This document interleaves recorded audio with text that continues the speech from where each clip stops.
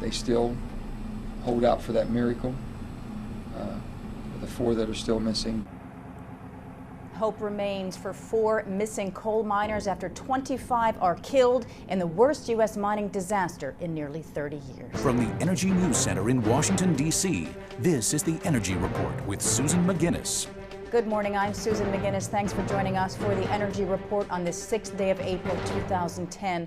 The worst mining disaster in the U.S. since 1984 has left 25 dead and 4 still unaccounted for in West Virginia. Rescue efforts at the Massey Energy's Upper Big Branch mine for those remaining 4 are on hold right now as rescuers ensure the safety of this mine. They are drilling boreholes to let toxic gases out. State and federal officials say it could be evening before this search resumes, since the drills have to bore through about 1,100 feet of rock and earth. Massey CEO Don Blankenship offered condolences to the families of the dead miners in a statement. West Virginia Governor Joe Manchin expressed support to the families of those still waiting. He said the president has promised to make every asset available to help and talked about rescue efforts.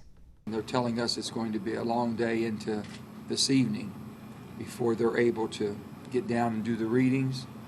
Once those readings are taken, or they can start venting, if you will, and get the air quality where the rescue teams can move back in. So it's going to be some time that we're going to be here.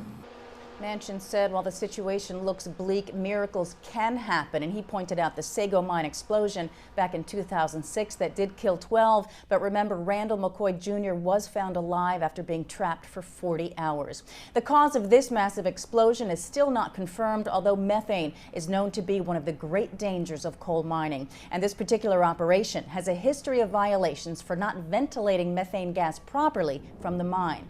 The mine is run by a subsidiary of Massey, Performance Coal. Kevin Strickland of the Federal Mine Safety and Health Administration said officials had hoped for survivors, but rescue teams couldn't get to some chambers because of the buildup of methane gas, which they call a constant problem here.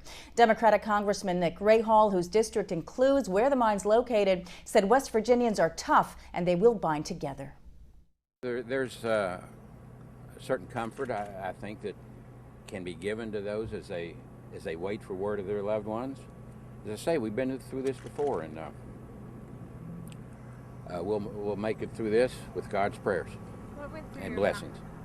Massey Energy of Richmond, Virginia, one of the nation's top coal producers, has 2.2 billion tons of coal reserves in 4 states, including West Virginia. It ranks among the industry's most profitable coal companies, but it does have a spotty safety record. Massey was fined more than $382,000 over the past year for repeated violations related to ventilation, letting coal dust pile up, and failing to have proper firefighting equipment at the Upper Big Branch mine. In just the past month, MSHA records show the mine has been issued at least 50 safety citations, many for the same issues. Fines for those violations have not been assessed yet. The death toll is the largest for a U.S. mine disaster since 1984, when a fire at an Emery mine in Utah killed 27. It follows an improvement, though, in coal mining deaths in the U.S., which hit a record low last year of 34.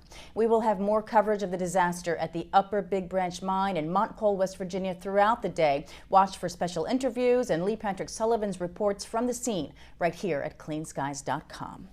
In other energy headlines today, world climate ministers head to Bonn this week for the first official UN climate talks since the ones in Copenhagen. Many world governments were disappointed there was no binding deal agreed to at the December talks, and the ministers are looking to see how the world political agenda has changed since then. Then they hope to find new life for the Copenhagen Accord made at the end of the talks. All the world's major carbon emitters have signed on to that accord, but there is still disagreement on how to make it work. A federal judge has thrown out claims by environmental groups that the Tennessee Valley Authority violated federal air pollution laws when it upgraded its Bull Run plant near Knoxville. E&E News says U.S. District Judge Thomas Varlin in Tennessee says the 1988 upgrades were exempt from the Clean Air Act's new source review provisions. The judge says the upgrade was, in his words, routine maintenance, repair, and replacement. Attorneys for the environmental groups are discussing an appeal.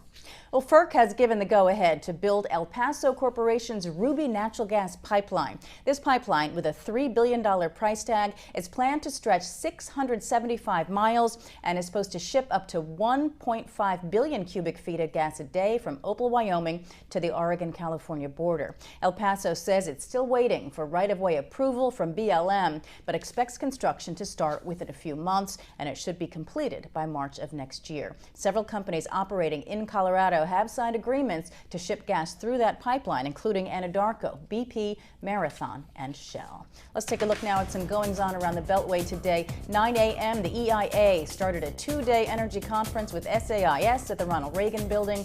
Energy Secretary Stephen Chu speaking there. That's the Energy Report. Thanks for joining us in the Energy News Center. For any suggestions or comments about our programming, you can reach us at contact@cleanskies.com and follow us on Twitter and Facebook. I'm Susan McGinnis. This is Clean Skies News.